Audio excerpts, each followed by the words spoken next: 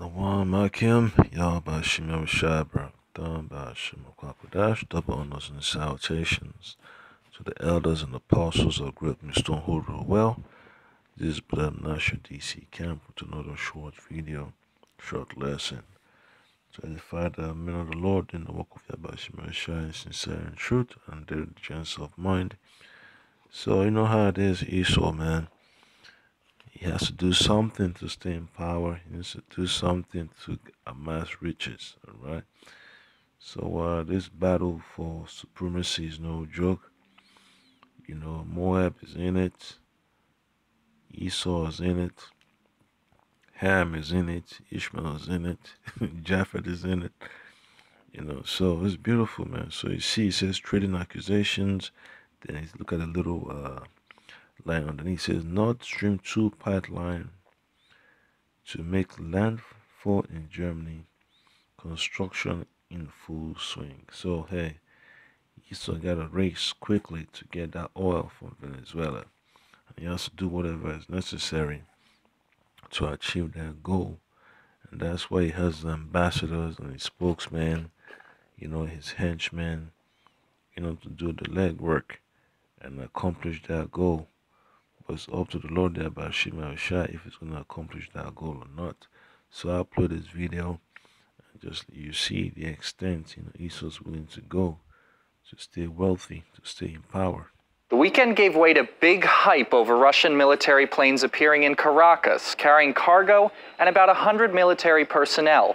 Now, the move to send military personnel to Venezuela sparked serious criticism from Washington, who has been pushing for a regime change in the country. Mike Pompeo on Monday stated the move is increasing tensions, and National Security Advisor John Bolton said he won't tolerate any foreign countries in the U.S.'s backyard, prompting a pushback from Moscow. The United States will not tolerate hostile foreign military powers meddling with the Western Hemisphere's shared goals of democracy, security, and the rule of law. This clearly demonstrates Washington's approach to Venezuela and all Latin American governments who are practically denied sovereignty. We've now seen the...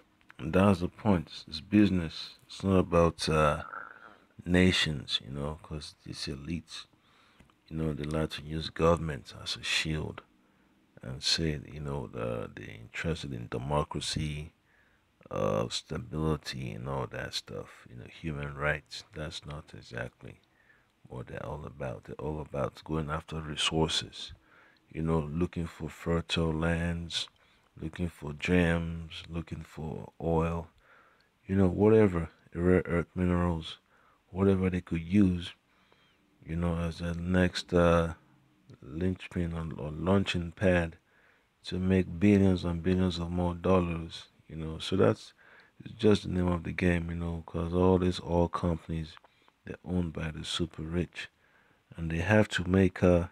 They have to know exactly how to go into a place, who to talk to, how much money they got to spend to get things started. You know, it's all about business, you know, and the elites, they're going to go at it. They're competing, all right? That's the problem. You know, Esau wants South America and North America, you know, to be his so-called vault of riches. You know, all the people just residing on the land, they're just occupying, you know, that he owns everything underneath their feet. That's the way Esau thinks, you know. That's a ruling class mentality. And that's the type of mindset Jake needs to have, man.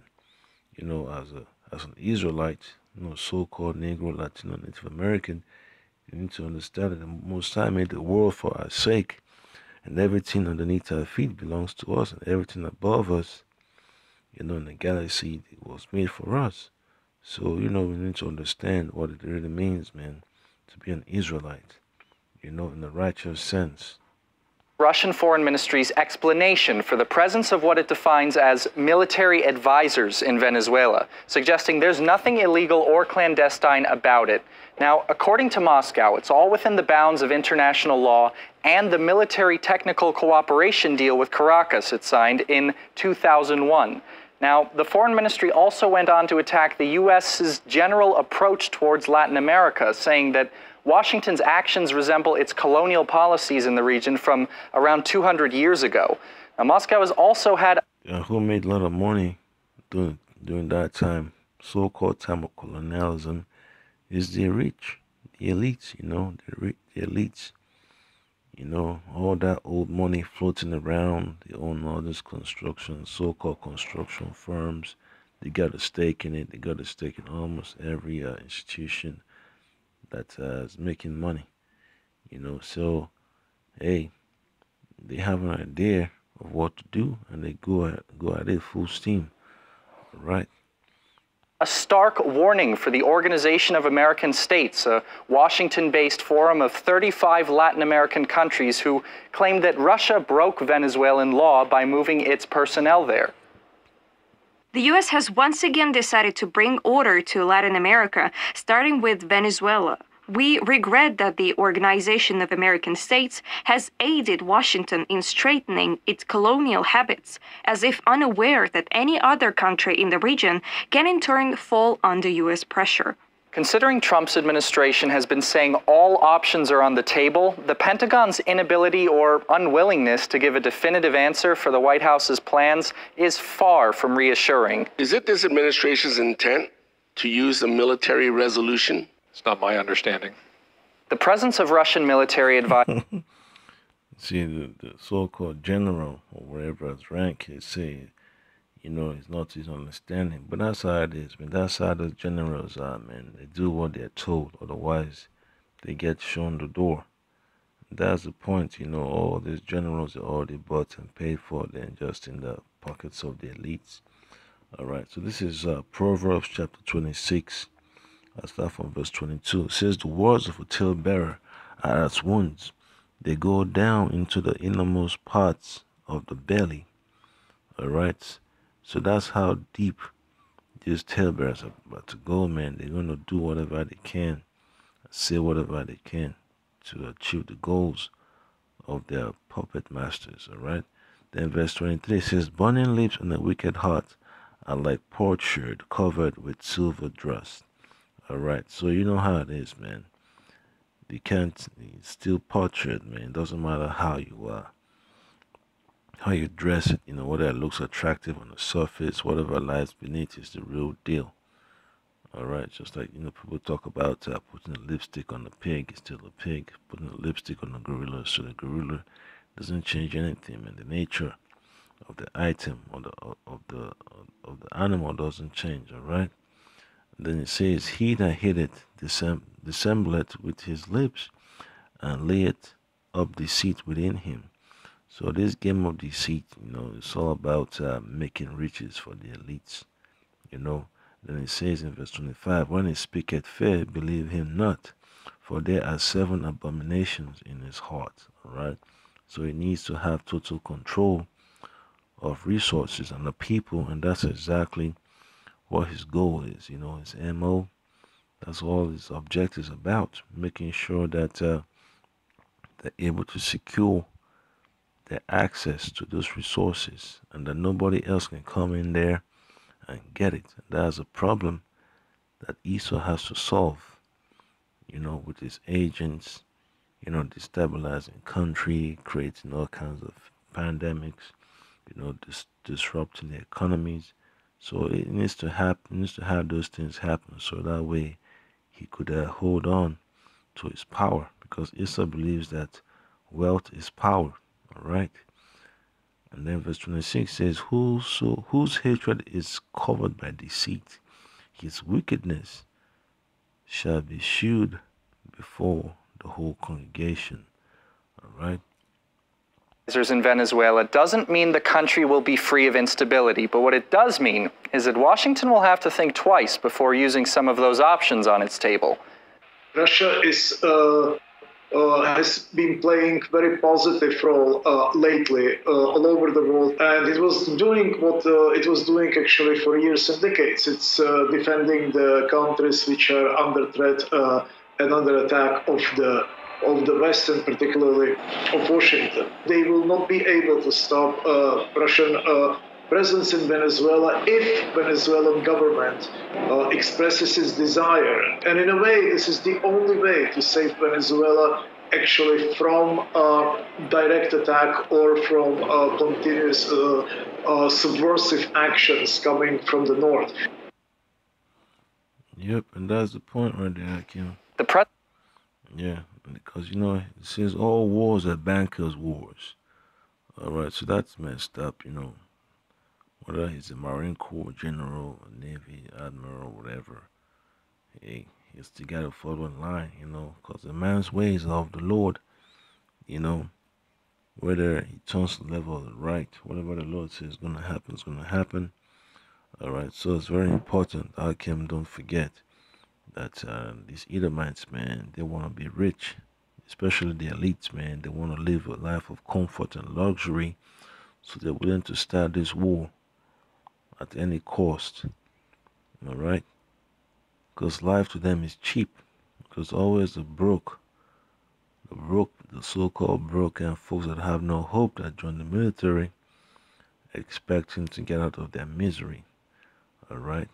So this is Ecclesiastes chapter 9, verse 11. I returned and saw under the sun that the race is not to the swift, nor the battle to the strong, neither yet bread to the wise, nor yet riches to men of understanding, nor yet favor to men of skill, but time and chance happeneth to them all. And who controls time and chance is the Lord Yahweh Shemel Shad, Shemel Kwakadash. All right. So all the opportunities that Esau's been going after and is able to accomplish them is because the Most High made it possible. But now that he knows he has less time left, he's pissed off, because he sees the prophecy is coming true.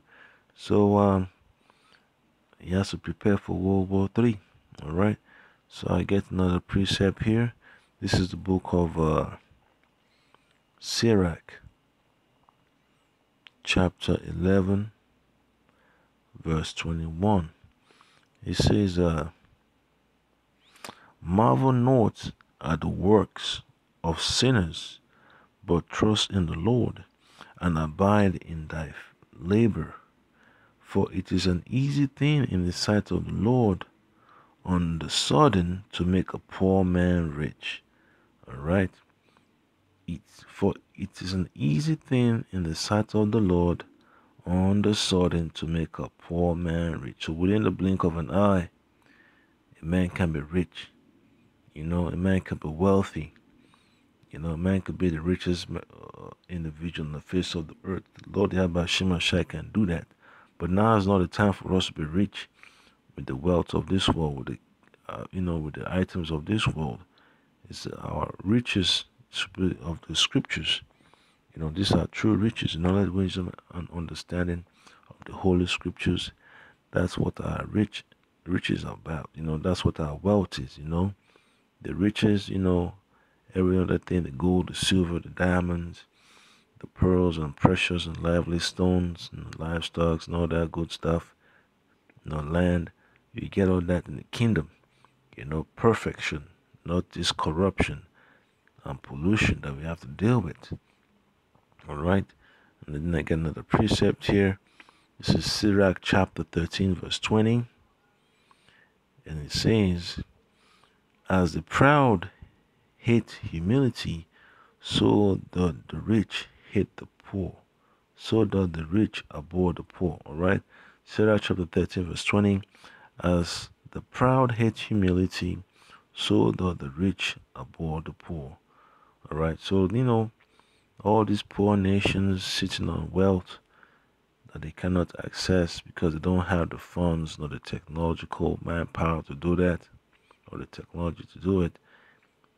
Hey, it's just waiting in the corner to pounce on them and take over. But through the will of Yahweh Shema Shai, they're being blocked. All right, they're gonna go through some obstacles. Yeah, because the people are rising up. People want a fair deal, a fair share. All right. So I get one last precept. So this is the book of Job. Job chapter 20, You read verse 18 and 19. It says, that which he labored shall he restore, and shall not swallow it down. So this for the rich, that have been upon the face of the earth, gobbling up the resources and the treasures, robbing the people blind. According to his substance shall the restitution be. According to his substance shall the restitution be, and he shall not rejoice therein. Because, they know that time is coming to an end. They will not be able to enjoy what they've labored for, what they've bribed for, what they've had to murder people for, what they've polluted the lands of the earth for and the air for. All right. Verse 19, because he had oppressed and had forsaken the poor, because he had violently taken away an house which he builded not. He shall not feel quietness in his belly. He shall not save of that which he desired. So all these elites, they know that their time is running out, and they are upset. So all the speeches and donations and whatever gestures of goodwill they have, it means nothing to the Lord, because their time is at an end. All right. So all you could say is Kal Halal Yah Bashim Al Shai Bashim Kwadash. You can't thank the Lord enough, man, because we're almost at the end of this captivity. We just gotta hold on. All right, because it's a beautiful thing to have faith in the Lord Yah Bashim Al Shai, that He will deliver you. He's gonna keep your salvation intact. Your confidence in Him has to be steadfast, solid as a rock. All right, Shalom.